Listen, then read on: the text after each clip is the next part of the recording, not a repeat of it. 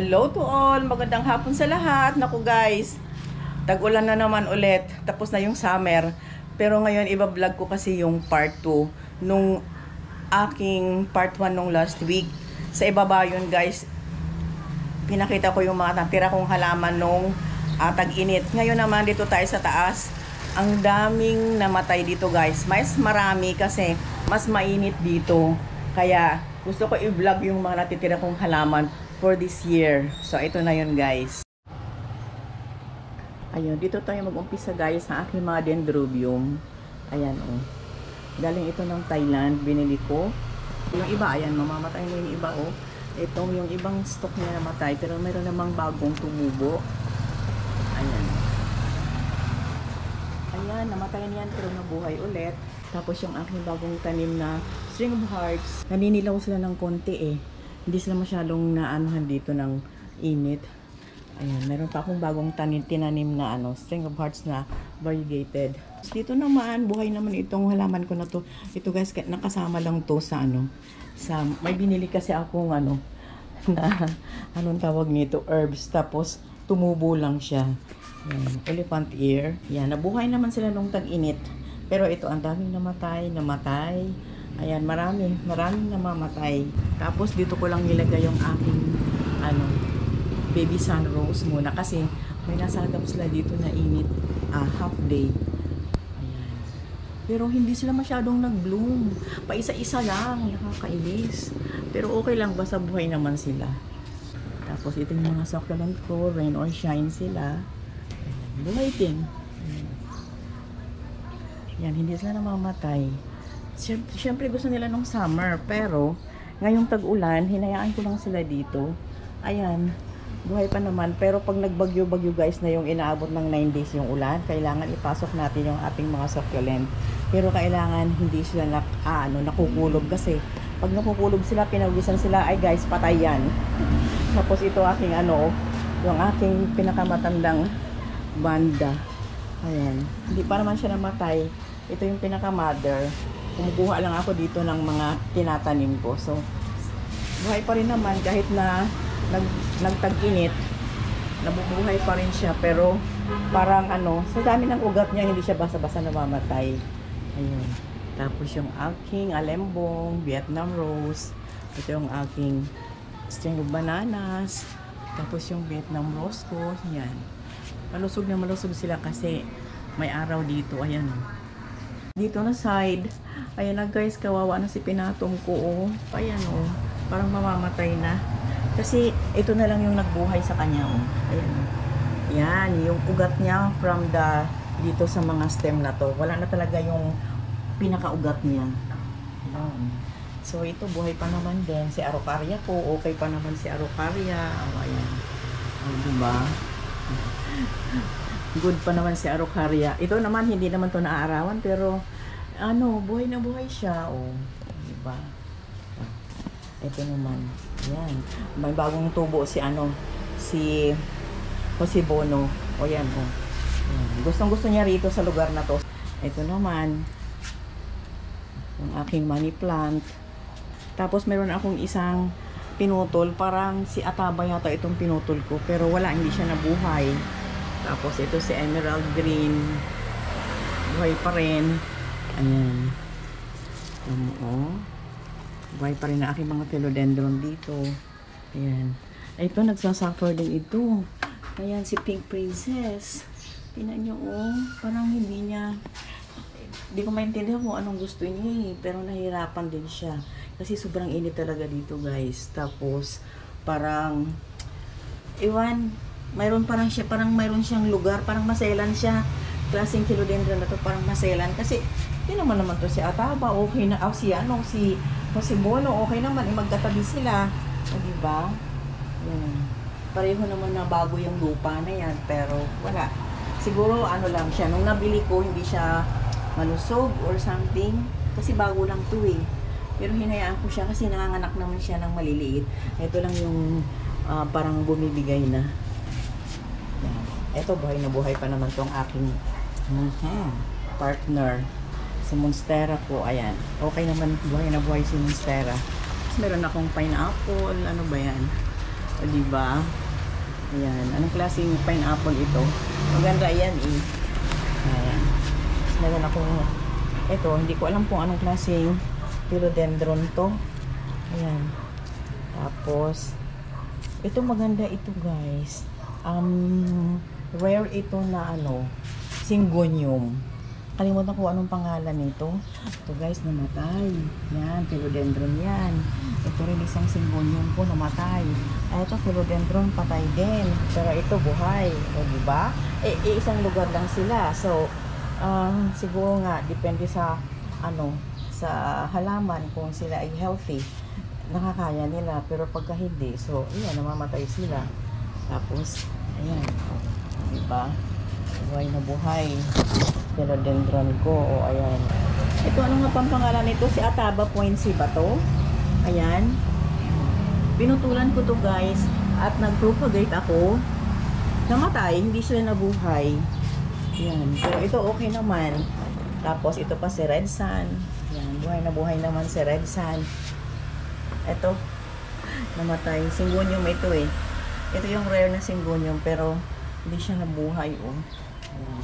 Tapos yung aking Olpicara, Porpichara, money plant. Ayan, buhay na buhay pa rin siya. So, ito yung aking isang Anthurium. Ayan guys, ang haba niya na oh.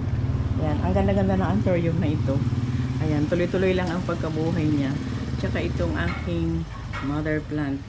Look guys, ayan. Ayan. Ayan ang buhay na buhay. String of hearts na variegated. Dito naman sa vertical ko guys, yung aking mga photos, oh. Naku, talagang nananamlay talaga sila, oh. Mga photos ko yan, may neon dyan, mayroong golden photos. Tapos, ito yung bagong tanim ko na String of hearts na variegated. Ito pa, ayan, itong dalawang to, ayan, si Brazil, Philodendron Brazil. Tapos, ayan, naninilaw sila. Ayan, oh. Ito si Cyber Blue photos. Ayan, ito. Mas mabuti ito sila si ano, String of Hearts. Kasi gustong-gusto nila yung warm. Katatanim ko lang din yan, guys. Ayan, oh. Ayan.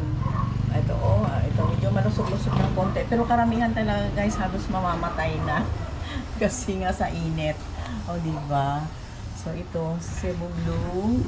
Ayan, ang ganda niya. Ang ganda ng tubo niya. Ayan. May epicia pa ako dito.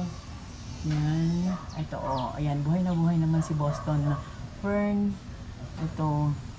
Ayan, peperomia. Oh, see? Ayan. Ang dami talagang namatay. Ayan si philodendron ko guys, matibay yan. Hindi yan nag-aano. Itong dalawang ito. Tapos ganun. Tapos ito pa, oh, ayan. Buhay na buhay, guys. Ayan, oh, ang haba nila. Ang dami mong nabuhay nga yung, ano, variegated na string of hearts. Ito. Ayan. Neon photos yan. Ito naman gustong-gusto nito ng init. Ayan. Si Dischidia oyanta. Variegata. Ito. Yung pangalan niya nito, Monstera to, nakalimutan ko pangalan niya. Hindi rin siya gaano nabuhay guys kasi nga sa init sa sobra. Tapos ito pa, ang dami ko pang mga String of Hearts pa ulit. Ayan oh. Ang dami kong mga maliliit na plants, pero ito oh, yung parang buntot pusa, wala, namatay siya eh. Ayan, ito pa oh, namamatay na rin yung mga anong ko dyan. Golden photos yan, namamatay siya. Oh. Ito yung variegated ko na ano, Dischidia, golden photos. Tapos ito pa guys. Ayan, diba? Ang dami-dami ko. Ang dami kong String of Hearts. Tsaka ito pa oh. Yung mother plant ng Boston na fern. Ito meron ako nitong ano, succulent yan. Tsaka ito, anong pangalan nga nito? Copper tone, succulent din ito. Tapos ito pa, variegated ko na ano, String of Hearts yun. Naparami ko sila guys. Dumami naman ang dumami. O diba? Samantalang noon, nakailang bili ako. Sorry guys, ang ingay ha. Nakailang bili ako pero namamatay pa rin. Ayan. Ayan. sleeping photos. Buhay pa. Ayan. Ito. Si Oyanta, buhay pa din. Ayan pa ulit. Ayan, madami pa. Ayan. Mga buhay na buhay yung aking mga string of hearts na variegated. Ano to? Ano pangalan nito? Ang tanda na rin niya, oh. Ayan. Tapos ito yung aking aloe. Ito yung anak niya. Ang aloe. Saka ito yung ito yung succulent na copper tone. Yung whale. Sansevieria. Ayan, snake plant. Ito guys, variegated ito eh. Ayan, variegated yan eh. Syngonium. Pero hindi na siya nag-variegate ngayon. Ito pa oh. Ang dami-dami niyang, ang mabilis mabuhay itong, tapos may gumamela pa ako. Dito ang ganda ng bulaklak nito guys, from the province. Bigay ng kaibigan ko. Tapos meron pa ako dito. Ayan. Ayan, gusto nila ng init. San Francisco, di ba? Gusto nila ng init. Ito naman, long-legged. Ayan, long-legged na siya oh. Ayan. Kailangan putulin na yan si, na yan. Itong aking aglaw na to.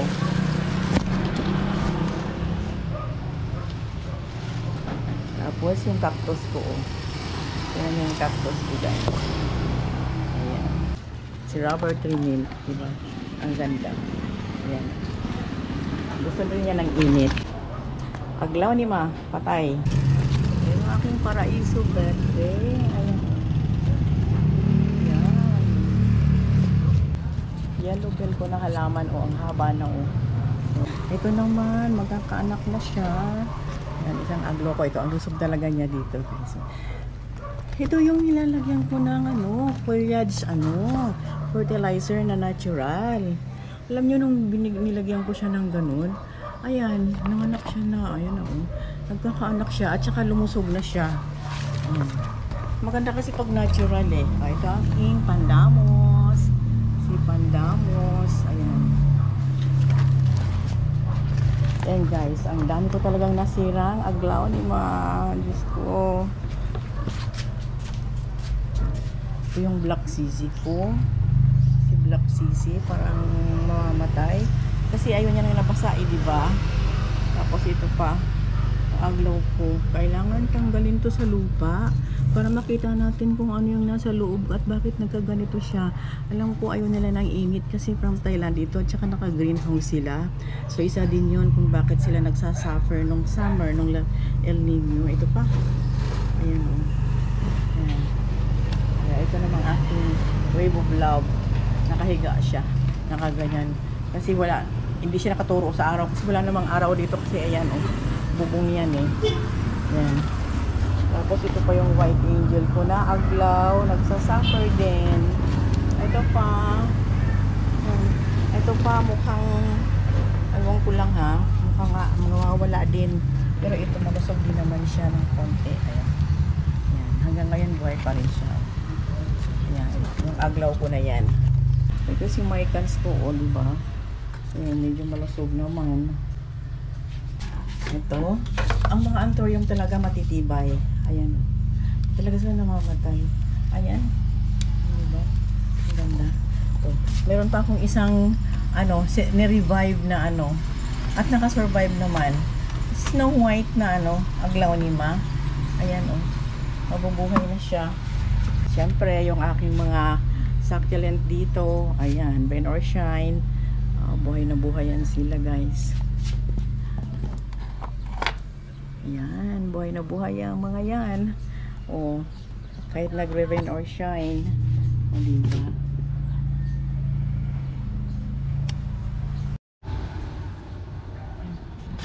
Ito naman sa terrace ko guys, ayan. So far naman, buhay naman sila. Pero may namamatay din talaga. As in, mayroon talaga. O. Ayan, o. Ayan, sa aking syngonium. Si variegated na ewan ko na, wala na yung variegation niya, oh. Ano nga ba tawag niya? Ano ba nga pangalan nitong philodendron na to? Oh, meron pa akong isang paraiso. Oh. Yan, buhay sila dito. Tsaka, Guys, nagsasuffer nung summer itong aking mga simbonyum dito sa may harapan. Ay, yung aking anthurium dito sa harapan. Ang dami nila, oh. Pero ngayon medyo nakabawi na sila. Ayan, oh. Itong mga anthurium ko to. Ay, ito pa yung anthurium ko, ayan. Parang may konting mabubuhay na. Nakabawi sila ngayon. Itong ano, itong mamamatay na to. Ito mamamatay na. Ito mabubuhay pa rin si anthurium ko. Ayan, yung anthurium ko medyo buhay. Ito patay. Ito, medyo okay naman si anthurium ko. Ayan. Ayan pa ako mga succulent. Oh, ito pa, oh. Ayan.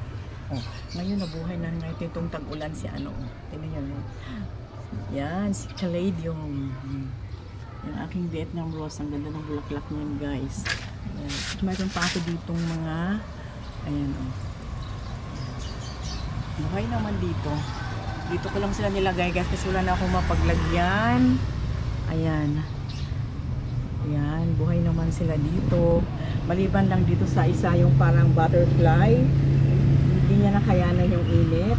At saka itong ipisia, di ba sabi ko, anong tag-init na wala, pero nung biglang umulan, ayan, nagdahon sila uli. Hinayaan ko lang sila dyan. So, nabuhay sila ulit. Ayan, oh. Itong, yan, ito naman matitibay itong mga halaman na to. Ayan, Swiss cheese plant. Ito mayroon akong white, oh, di ba? Nung mainit ang panahon, talagang grabe, hindi niya kaya. Halos hindi niya kaya, pero ngayon, ayan na, nakabawi na siya yun. Lumito na yung kanyang, ano, white princess. Ayan. At saka, ayan, lumago na yung aking mga, ano, guys, malaki na sila. Ayan, okay sila dito kasi anggi-anggi lang ang na ano nila pag tag-ulan. At nung summer naman, favorite ko na yun, Ito pa isang aking, ano pangalan nito? Kalimutan kong pangalan niya. Ayan, oh. Philodendron ko na isa. Oh. Ayan, ang aking anthurium. Ito sila, buhay naman dito. Ay, ito matibay. Ito gusto nito ng ano, init. Ayan. Oh. Ayan, isang anthurium to. Anong kita nyo? Sunog. Ayan. Ito pa yung isang philodendron ko. O, diba? Kasi, squamiferum. Tsaka ito.